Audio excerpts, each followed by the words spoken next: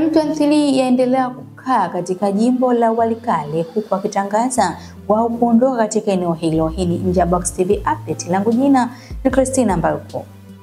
Kundi la waasi la M23 limeendelea kushikilia mji muhimu wa Walikale mashariki mwa Jamhuri ya Kidemokrasia ya Kongo licha ya awali kutangaza mpango wa kuondoka ili kutoa nafasi kwa mazungumzo ya amani.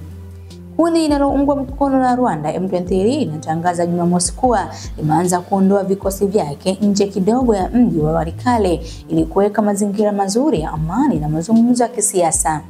Hata hivyo, kundi hilo lilisema halitaruhusu jeshi la serikali kurejea katika mji huo wenye wakazi takriban 60,000, ikionya kuwa mashambulizi au uchokozi wowote utatafuta moja kwa moja uamuzi wao. Wanajeshi wa serikali ya Kongo walisema Jumamosi jioni kuwa watafuatilia kwa umakini uondoaji huo wa M23 na watachukua hatua yoyote ya kijeshi, wakitaka wanamgambo wanaoiunga mkono serikali wafanye hivyo pia ili kupunguza mvutano.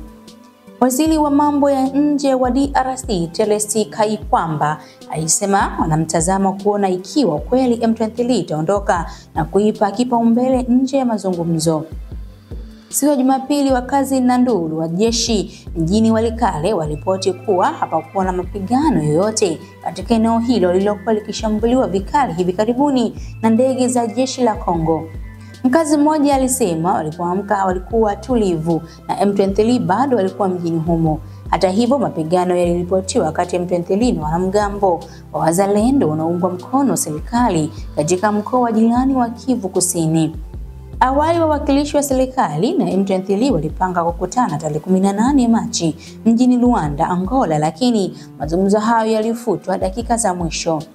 Hata hivyo, rais wa DRC Felix na mwenzake wa Rwanda Paul Kagame walikutana ghafla mjini Doha chini ya utaratibu wa Katari, ambapo waliahidi tena nia yao ya kutekeleza usitishaji wa mapigano mara moja. Lakini licha ya jitihada hizo za kidiplomasia, mapigano bado yanaendelea katika maeneo mbalimbali mashariki mwa Kongo. Hii ni Nje ya Box TV update. Langu jina ni Christina Mbaruko. Usisahau kusubscribe, like na kushare ili kwanza kupata notification.